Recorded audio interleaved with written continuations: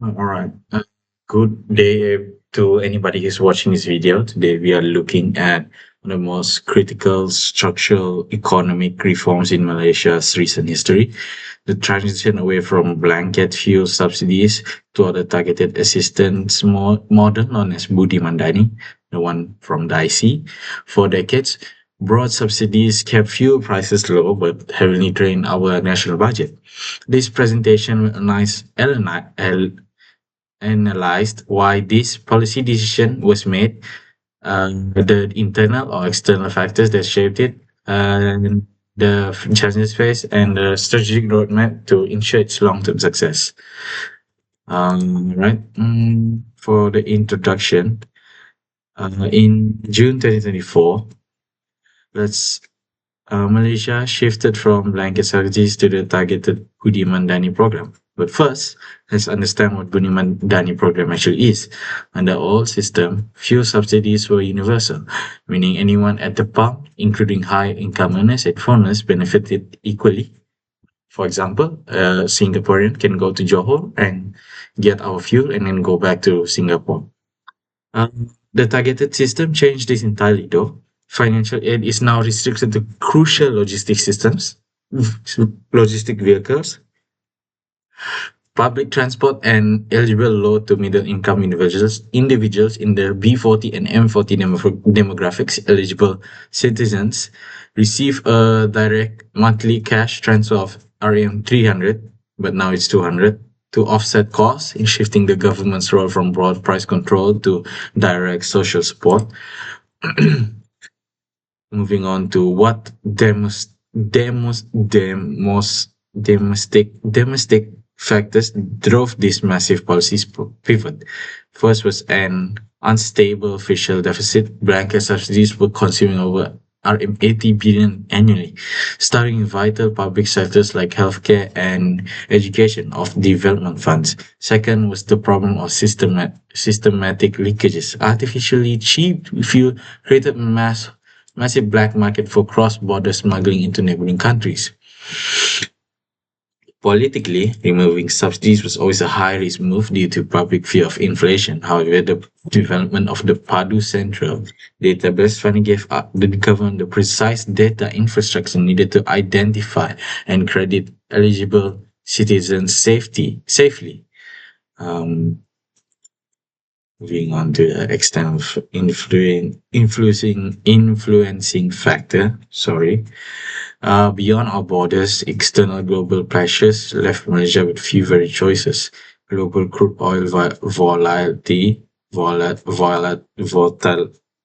sorry, pardon, volatility mean that fluctuating Brent crude prices made national budget planning highly unpredictable. Furthermore, currency pressures and a fluctuating Malaysian ringgit directly increased the cost of importing refined petroleum products. Finally, international credit rating agencies constantly pressured Malaysia to execute fiscal consolidation. Reforming fuel subsidies was essential to protect our sovereign credit rating and maintain internal investor confidence. Okay. Of course, policy change of this scale brings severe challenges. The most immediate threat is cost push inflation. Even with targeted exemptions, higher commercial fuel prices risk trickling down into costs of food, daily logistics, and retail goods. This pain is amplified by our deep-rooted car dependency. Decades of car cheap fuel have shaped our urban sprawl, leaving citizens with limited immediate alternatives. We haven't planned for trains or buses. Managing this public anxiety and ensuring that the Budi cash payouts are distributed smoothly without bureaucratic delays remains a critical hurdle. However, given these challenges, we also have massive strategic opportunities. By stopping universal handouts like those RM80 annually, the government frees up billions of ringgit in fiscal savings that can be directly reinvested into public infrastructure, such as the MRT3, in LRT networks. It also acts as an environmental catalyst, narrowing the artificial price gap between fossil fuel and clean energy, naturally encourages citizens to consider electric vehicles. Um, Higher fuel prices makes a better city. Ultimately, it achieves economic equalization by shifting funds away from high consumption wealthy households and routing them directly to vulnerable groups. Sorry, these are my policy recommendations.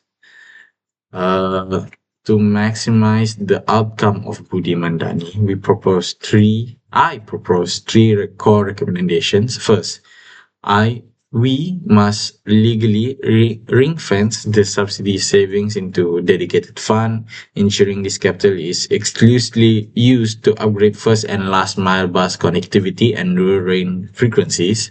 Second, we need staggered green incentives instead of subsidizing luxury electric cars for high earners like Tesla. The government should offer direct e-motorcycle rebates targeted specifically at lower income delivery riders to accelerate fossil fuel independency where it matters most, like Grab users, Food Panda. Finally, we must implement automated subsidy indexing, linking monthly cash transfer directly to global oil prices so that citizen payouts scale up automatically if global energy price spikes, not to cause a fear of inflation. Thank you. That's all.